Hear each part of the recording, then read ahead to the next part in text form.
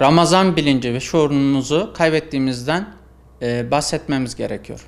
Çünkü Ramazan demek çocuklara aşılanacak bir kültür demek ve bunun için de bayrama doğru yaklaştığımızın habercisi olan bir sosyal yaşamın görülmesi gerekiyor. Ama bu yaşamı hiçbir şekilde hayatımızda görmüyoruz. Ramazan geldiğini ne televizyonlarımızdan hissedebiliyoruz ne de yaşantımızdan. Yani sokaklarımız süslenmiyor. Ramazan için yürüyüşler yapabileceğimiz özel caddeler hazırlanmıyor. Ama aynı şey başka din mensuplarının bayramı yani yılbaşına geldiği zaman sokaklarımıza kadar ve bütün en ücra köşedeki dükkanlarımıza kadar süslendiğini görmekteyiz. Ramazan ayı geldiği zaman zam furyası başlıyor. Halbuki sabahtan akşama kadar aç kalan bir Müslüman akşamleyin iftarını çok nefsine hoşuna gidecek gıdalarla açmak ister. Ama Ramazan geldiği zaman bunlara bir zam furyası başlıyor.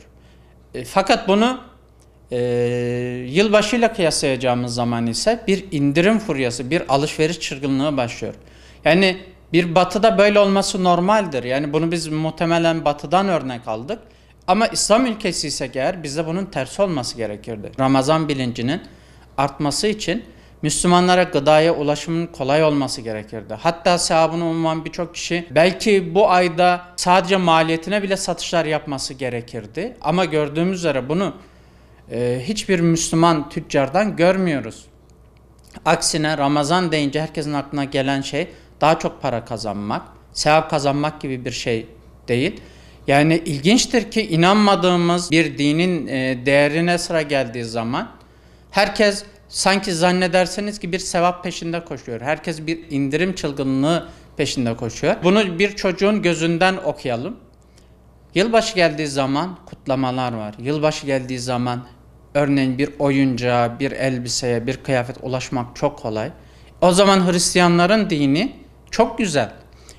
Tersi yani bütün gün boyunca aç kaldığı zaten bir imtihan vesilesi olan Ramazan ayında oruç tutmak zor iken sokaklarda hiçbir şey göremiyor. Televizyonlarda bunu kendisini bu konuda sabahtan akşama kadar aç kalmaya motive edici hiçbir şey göremiyor. Tabi eskiden Müslümanlara bir saygı vardı. Yani gayrimüslimler bile Ramazanlarda aleni olarak bir şey yemez, içmez, işte lokantalarını en azından açık tutmaz. Belki yolcular için açık olsa bile lokantaların üzeri gazete kağıtlarıyla kapalı olurdu. Şimdi ise insanlar rahatça sokaklarda sigara içmekte. Yani inanmayabilirsiniz. Burada bir sorun yok. Yani bu dine inanmak zorunda değilsiniz. Ama insanların aç kaldığı bir zamanda onların açlığına saygı duymak zorundasınız. Yani aynı şekilde bir Hristiyan içimizde yaşasa yılbaşını kutlamaya hakkı olduğu gibi ve buna saygı duymamız gerektiği gibi Müslümanın aç kaldığı bir ayda oruç tutmuyorsanız da saygı duymak zorundasınız. Saygı duymalısınız. Sadece Ramazan kültürünü, Ramazan bilincini değil, aynı zamanda saygı kültürünü de kaybettik. Biz aynı zamanda kültürümüz dinimizle yoğrulmuştur. Yani dini geleneklerimizi kaybettiğimiz zaman kültürümüzü de kaybederiz. Kendi kültürüne sahip çıkamayan toplum zamanla önce çocuklarını, nesillerini kaybedecektir. Belki bir zaman gelecek, kendiliğinden batılı ülkeler tarafından işgal edilmiş milletler olacağız. Ve bu yüzden Ramazan bilincini, kurban bilincini çocuklarımıza, nesillerimize aşılayalım. Onların iyi bir Ramazan geçirmelerini ve bunun sadece tatilden ibaret olmadığını her zaman vurgulayalım. Çünkü çocuklarımız gelecek nesillerimizdir.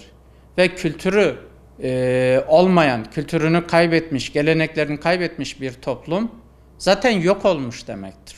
Yok olmamak için milli, manevi ve dini değerlerimize sahip çıkalım, yaşayalım ve çocuklarımıza da yaşatalım.